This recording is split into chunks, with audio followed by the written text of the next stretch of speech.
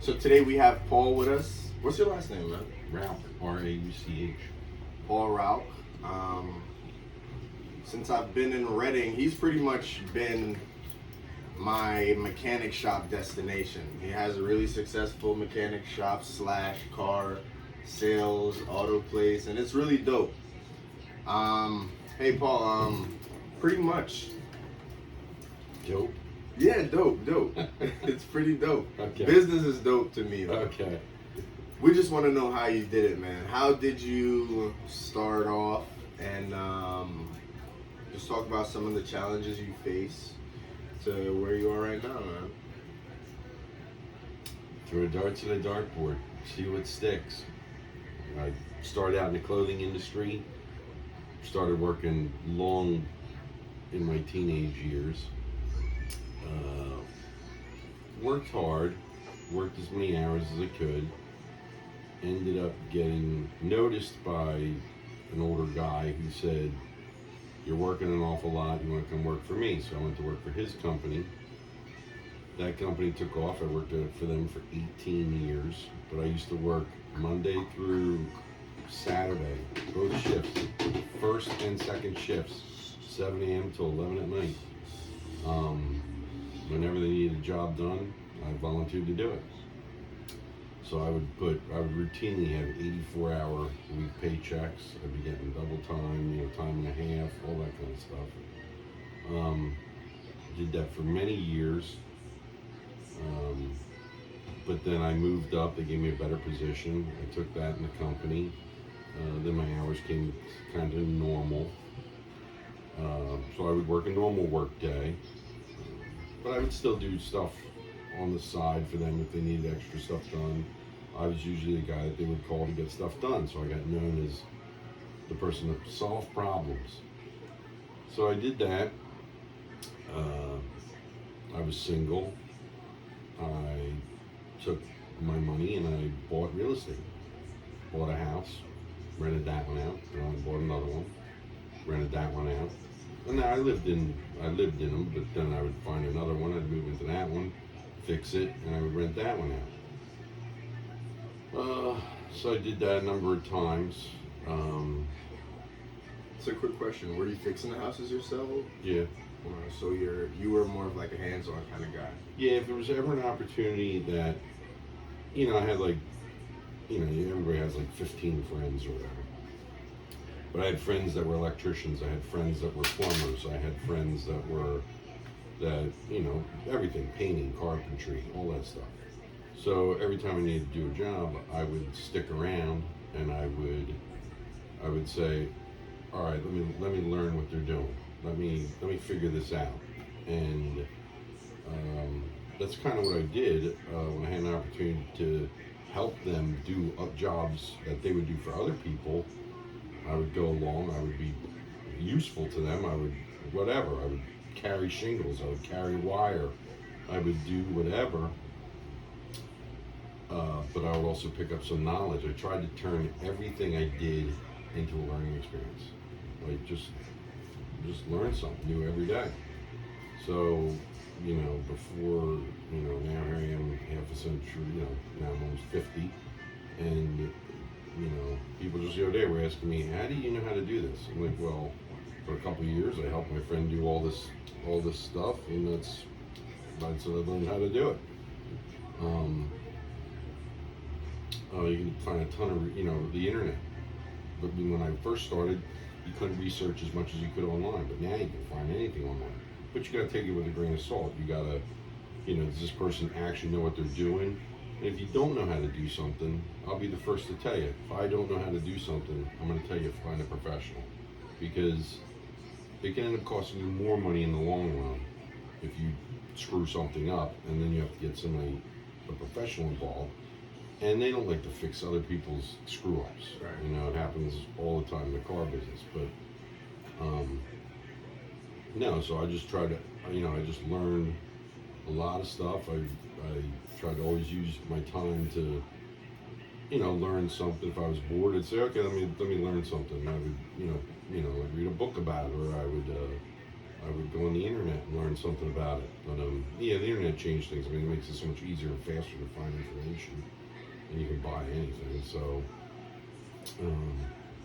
yeah, I was just signed up if there was a project to do, and even if I didn't feel like doing it, I still learned a lot about it, so I could talk intelligently to somebody that if I was hiring somebody to do it. Like, I don't do HVAC work, I don't do roofing, but it's one of those things I still like to know about it and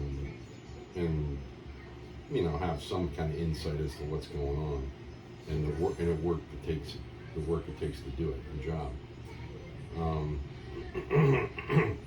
I ended up working for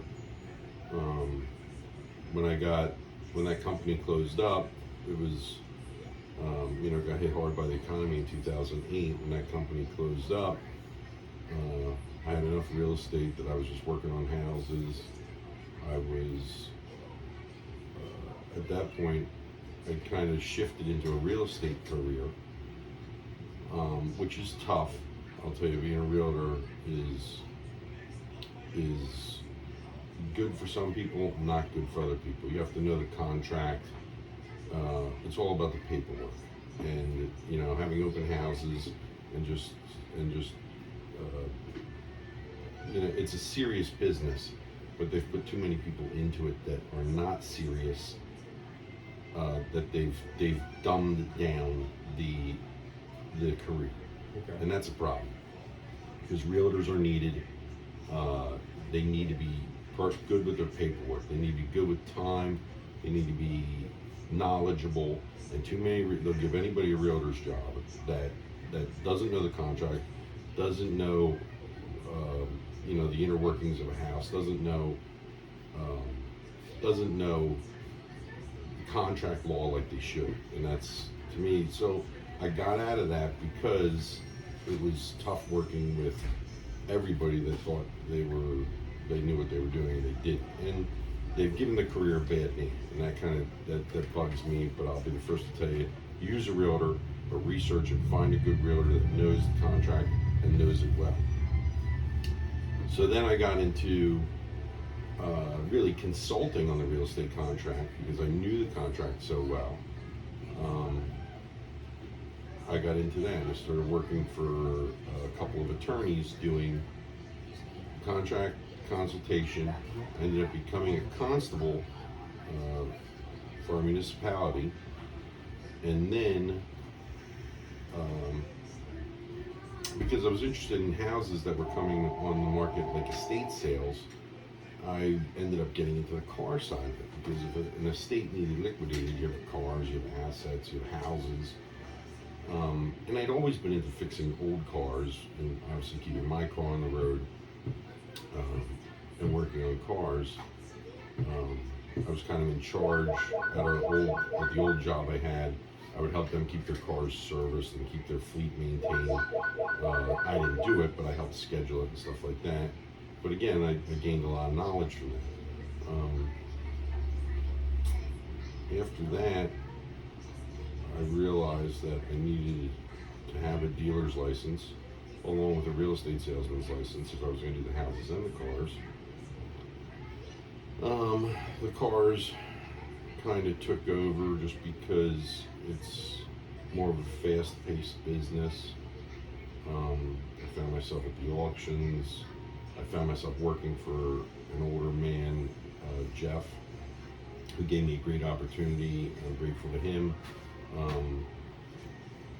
He had given me a good opportunity. He let me be a salesman on his dealership, and said, take care of me. You can do what you want. So I was running around buying and selling cars through his dealership, fixing stuff, reconning stuff. I was putting a lot of hours in, but I had to make money. I had to, I had mortgages to pay. I had, starting a family and stuff like that. And I was always bumping into Donnie back and forth at the auction. And it's important to find somebody with similar, similar position in life. So he had a young family. He was hustling a lot. I was still hustling a lot. And I just said to him, you know, we kept banging into each other, and I said, you and I are doing the exact same thing. I said, why don't we get together? I said, we can do it together. We'll probably do better together than we are separately, you know. United we stand, divided we fall. And so we got together, and he handles one side of the business, I handle the other side of the business, and it works. We're both hungry. We both want to eat, and we both work, and it shows. I mean, that's kind of how. So I'm not saying, you know, it's, you know, everybody's different. Everybody has a different mindset. There's some people who can make, you know, tons of money on Wall Street just looking at numbers and stuff like that. I'm a hands-on guy. I've always kind of been there when a job needed done. I've got a lot of friends that helped me along the way. I've tried to help them out when I could. You know, I've never said to anybody, I'll ask you to do a job. You know, I said, I'll ask you to do a job, but that I'm not willing to do. I would also do it. So, you know, sometimes I've had to do really dirty jobs, and sometimes I've been able to stand back and let somebody else do it. But it's you know, and it just depends. Like I said, you know, you throw 10 darts at the dartboard and you see what sticks. But, you know, realize if you're a hands-on kind of person that wants to do the work, which I am. I'm also a visual person. I'll draw myself, you know, something out to help me visualize it in my head when I do like plumbing, or if I do electrical and stuff like that. There's some people that don't have to do that. You know, they can just pop into it and do it. But you have to kind of figure out who you are. You know, realize what you're good at, and take that and run with it. You know, they always say if you enjoy what you do, you know, enjoy your work, you'll never work another day in your life. You know? It's one of those things. I mean, I've always, probably some of the best advice is a gentleman I worked for, really out of my 20s in the clothing industry. I listened to him a lot. You know, people that are older have been through it. You know, just listen to them and see what their experience is. Now, I'm not saying that that's, you know, follow their path, because their path, you know, everybody's path is different, but I've always kind of listened to them. I've looked at somebody, I've seen that, hey, this person's kind of successful, and what did they do right, what did they do wrong? And you can ask, you know, I've always tried to give people good advice. If people says, oh, you know, I'm thinking about doing this, and it's always, you know, it's kind of always been, oh, okay, well, I did that, or I'll tell you I didn't do that, and I'll say I don't know anything about that. I'm not people that say, oh, this is how you should do it. The first thing I ask, well, have you ever done it? And a lot of people will say, well, no, I've never done it. Well, don't give advice if you don't know it, you know, if you've never done it. So it's always being careful about that. And people have said, well, how did you do this? I say, or did you do this? I say, yeah, I did do this, and this is how I did it, and this is what happened. So if you want my advice, maybe try it this way. But I've always made a point to say, if I haven't done something, the best thing to do is just say, hey, let's find somebody that did do it, and let's talk to them, because I didn't do it. And I don't want to give bad advice. I've always tried to give people good advice. Hey, this is my experience. You know what? I think if you try it this way first, the result might be good. If not, you know, maybe a different way will work. I have a question. Mm-hmm. Since you've been in the car business, what about it made you feel like this was it for you, or like you want to really dive in and give this a shot? That's a good question. I've always liked cars. You know, it's a mechanical thing. I've liked everything mechanical. You know, anything old mechanical I've liked. You know, I like the engineering behind the stuff. I don't mind the hands-on working on some of the stuff. It's interesting. You know, it's never boring. Everything is different. I'm not saying sometimes that's been frustrating, you know. It's an opportunity to help some people, you know, try and give people good guidance. You know, if they want, you know, their own, you know, they have a limited budget, trying to find them a good car that's going to suit their needs. Some people, they don't want your advice and they just want to do your own thing. And that happens too. So you know, you let them do what they want to do. But you know, I like the cars. I don't mind fixing some of the stuff. Some of the people are interesting. I've kind of turned it, being on the sales side of it, not necessarily in the shop every day.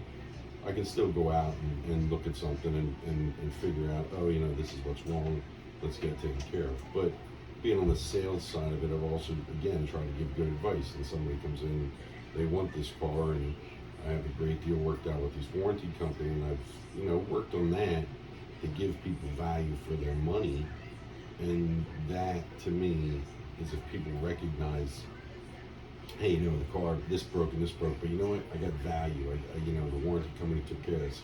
That, I think, goes a long way, long term, if people get their money's worth out of cars. I mean, I hate people saying, oh, I put so much money into this car and I never hardly used it and it broke or something. I mean, I like to hear people get their money's worth out of stuff, because as far as I'm concerned, we all work hard for our money. Right. I work hard for my money. You know, my wife will tell you, Paul doesn't sleep, and you know, but there's a lot of people out there. We all work hard for our money, and so I just try and I always say, I joke. I said to a couple of people, I'm cheaper with your money than I am with my own money. So, you know, that's it. Probably, you know, I like the idea of having my own business, setting my own hours, making my own schedule. I've kind of when I worked for that company, I really worked my way up in that company in my 20s, and I was working the 80 hours a week. You know, once I became really a valuable member of that company, they would let me do my own schedule, and they would say, oh, you know, and I had a lot of flexibility with them because they recognized the value that I brought to that company. You know, they said, you know, Paul accomplishes so much and does everything we need him to do. You know, if he needs this time off, or he, you know, they would just give it to me, and they would say, no problem. And so really since then, since I was in my early 20s, I had never punched a time clock. Like they stopped making me punch a time clock. They said, no, you can't. You just keep track of your hours and we'll pay you. And I said, okay. So really, since then, I've never punched a time clock since my early 20s. Yeah. And that kind of, you know, that kind of showed I was valuable there, and I appreciated that. And then when I got into the real estate side of it, again, you make your own schedule.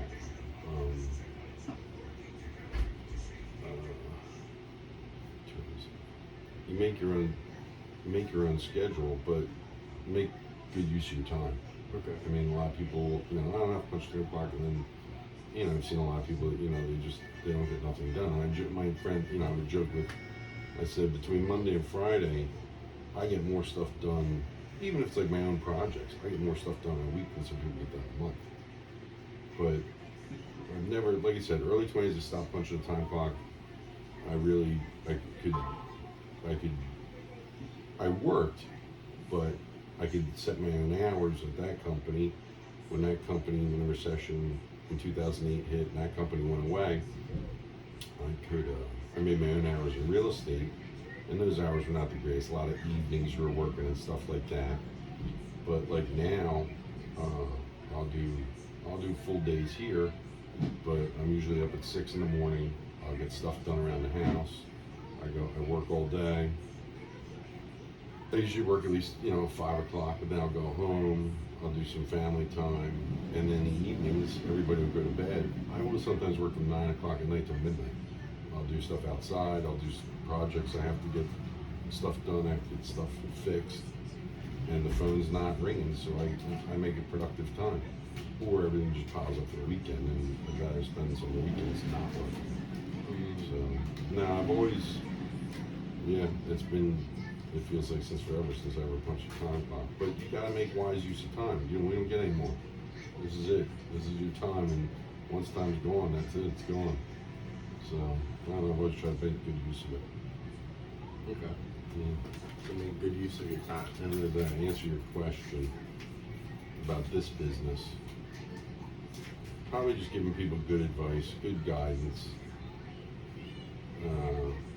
You know, people need cheap cars. It's, you know, I drive, my van cost $500, but I fixed it. Should have had some things wrong with it. I fixed it. I'm still driving 2 years later.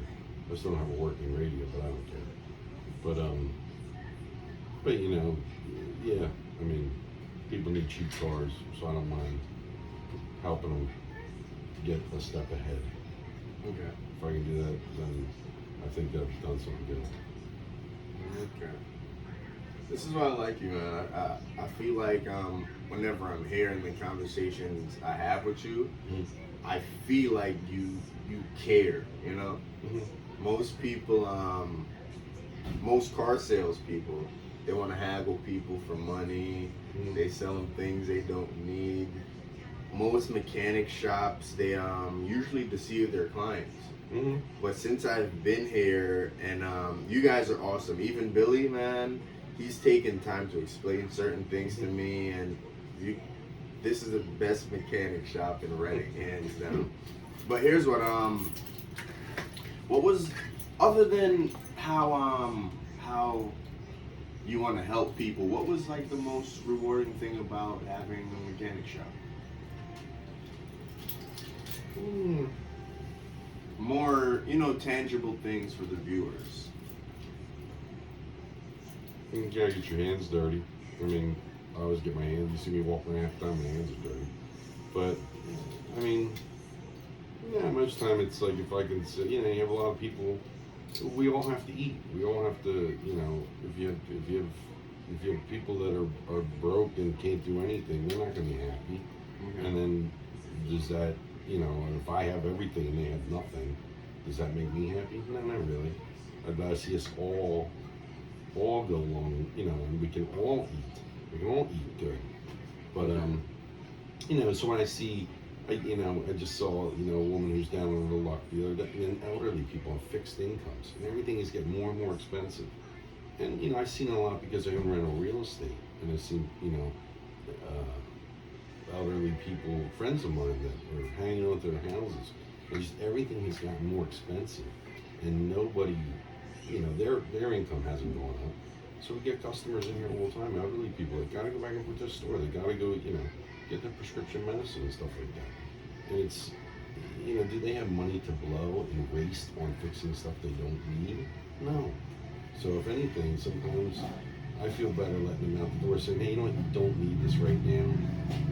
You know, just keep driving. Put gas in the tank and keep going. And I think more people need to be like that. And like you said, these shops are not like that. They just want to, you know, they're looking out for themselves. And, you know, you don't know their situation, you know, who knows. But we're not like that here. And I think if I can help, some people and keep everybody, you know, bring everybody happy and you know, whatever I can do, just give, you know, I can't do everything, but you give them a little bit of help, and maybe that's, you know, the little bit that just pushes them over the edge of, hey, that was good, I didn't need to spend that money. You know, I'm okay with that. I don't need to take anybody's money. I don't, you know, there's, well, that's it, you don't need to take anybody's money. Help them out if you can help them out. If the stuff really needs fixed, then I'll tell you, hey, this really needs done. You've probably heard me say it. Fix this now. Worry about this one later. And you just go that way. I definitely have. Yeah, that's, you know, you just be honest, and you know, it's kind of, I don't know, I was brought up that way, so just the way I do it, I guess. Yeah. Gotcha. So pretty much, the most rewarding thing for you is being able to help others. Yeah, I would say probably.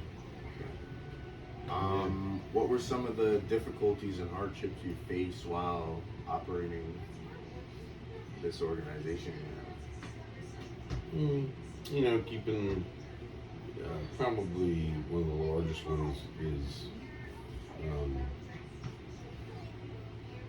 probably just like different personalities, people's personalities. You know, you have to kind of bring them all together and work as a team. And if you don't, you know, some employees are not used to working that way. Some, you know, some get combative and defensive right away, and you know, you try and teach, like, this is how I've, you know, I've tried to show a couple people, hey, this is how I used to do it.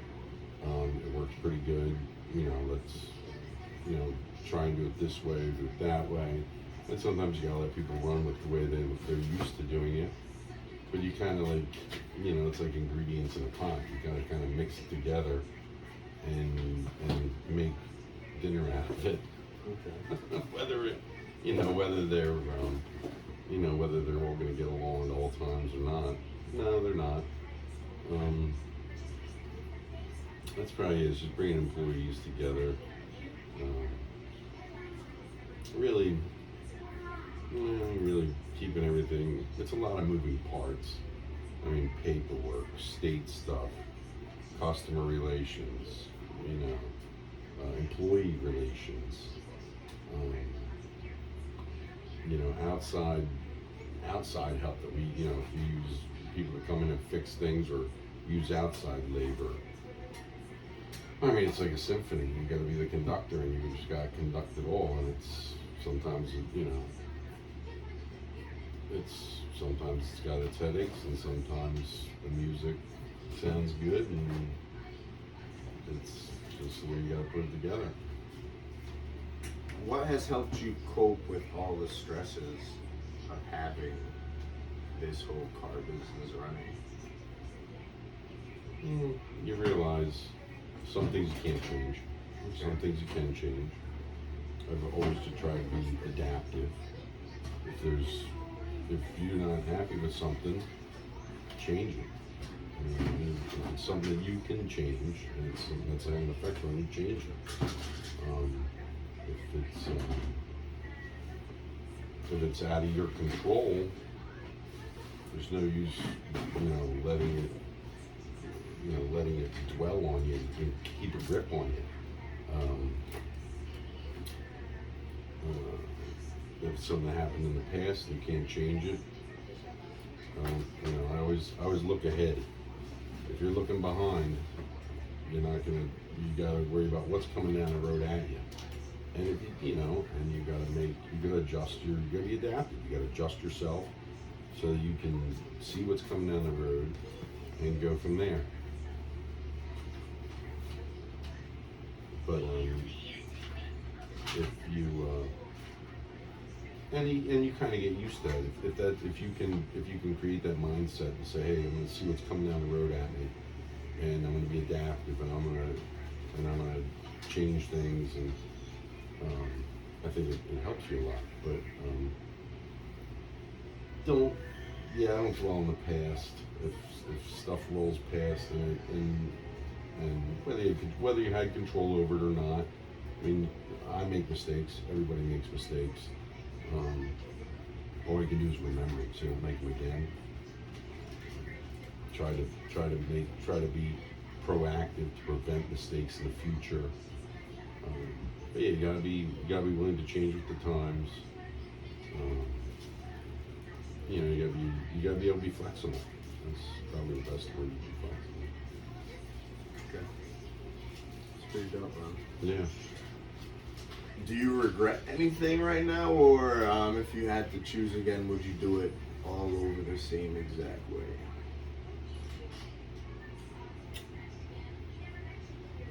That's a good question, and a lot of people ask that question.